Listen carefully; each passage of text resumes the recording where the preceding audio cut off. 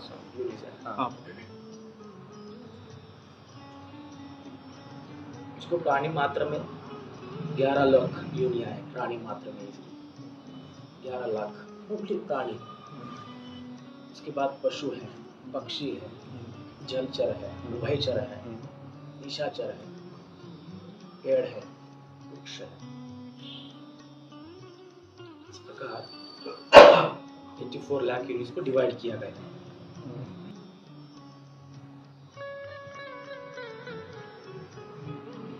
लेकिन मनुष्य जन्म एक बार है, कुछ अपवादात्मक स्थिति में है। अगर दूसरे योनि में उसके कर्मों का हिसाब नहीं हो सकता तो उसको फिर से मनुष्य योनि में ही डाला जाता है, उसको फिर से मनुष्य में आना पड़ता है। क्योंकि जो भाव मनुष्य लोक में पाए जाते हैं वो भाव किसी पशु पक्षी पेड़ पौधे जलचर में नहीं पाया जाता। कुछ भाव ऐसे है जो सिर्फ मनुष्य में पाए जाते हैं। पशु पक्षी पेड़ पौधे में भाव नहीं है। अगर कर्म का फल आपके भावनात्मक स्वरूप से निगडित है, आपसे भावनात्मक कर्मों के फल से निगडित होगा तो आपको फिर से मनुष्य लोक में आना है। मनुष्य लोक का एक ही मात्र प्रयोजन है। अन्य पशु पक्षी भी खाते हैं, पीते हैं, सोते हैं, जागते हैं, अपनी पीढ़ी आगे चलाते हैं, अपना वंश आगे चलाते हैं, हर प्राणी। लेकिन उनमें भी और मनुष्य में भी कोई अंतर है। आप प्राणी हैं फिर भी उनसे अलग है। तो इस मनुष्य का अलग क्यों नियोजन बनाया?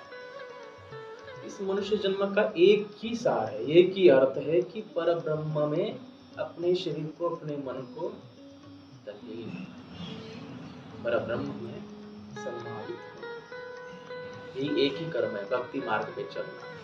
इसका और कोई मार्ग नहीं है, कोई प्रयोजन नहीं है। अन्य पशु पक्षी भी खाते हैं, पीते हैं, सोते हैं, सारे व्यवहार करते हैं, पर उनसे अलग मनुष्य को बनाया। कुछ बुद्धि है, कुछ भावनाएं है, तो अलग इसलिए बनाया है ताकि वो भक्ति कर सके, ब्रह्म को जान सके, आत्मज्ञान को प्राप्त कर सके, इस माया लोक को समझ सके, इस भूलोक को समझ सके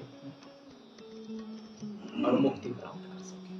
क्योंकि 84 लाख योनि में मनुष्य जन्म एक बार मिलता है, बहुत ही मूल्यवान है। ये जन्म बार बार नहीं मिलेगा आप सबको। उसके बाद 84 लाख योनि में घूमना पड़ता है।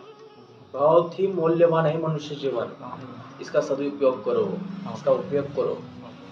इस देह को, इस बुद्धि को ब्रह्म के चरणों में अर्पण करना है, भक्ति मार्ग पे चलना है। क्योंकि आपकी आत्मा परमात्मा का अंश है। आपकी आत्मा परमात्मा से अलग नहीं है, आप भी सारे उसी का अंश हो। आप सब ब्रह्म के अंश हो, आप उससे अलग नहीं हो। सिर्फ आपको जानना है कि आप कौन है, ये माया जगत क्या है और परब्रह्म क्या है, इसके बारे में जानना ही जीवन का सार है, जीवन का कर्म है।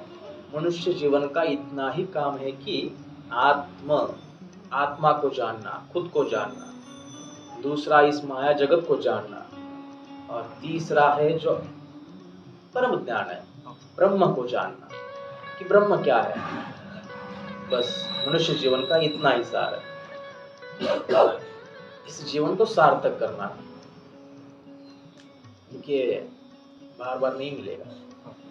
समस्त देवतागण जितने भी हैं स्वर्गलोक में, वो भी चाहते हैं मनुष्य लोक में मनुष्य के अवतार में आना, मनुष्य जैसा शरीर प्राप्त करना, उस जैसा सारे सुखों का भोग करना, ये सारे रिश्ते नाते जो है ना, उसका अनुभव करना देवता भी चाहते हैं। तो देखो मनुष्य जन्म कितना महत्वपूर्ण है, आसान नहीं है मनुष्य जन्म।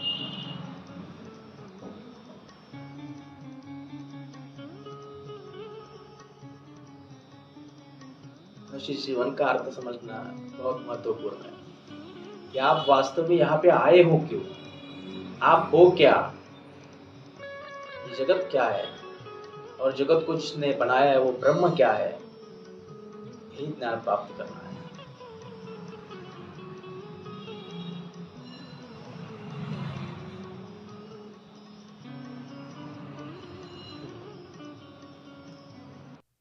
लोकाः समस्ता सुखिनो भवन्तु। सारे लोग सुखी होंगे तो अपने आप तुम भी सुखी हो जाओगे।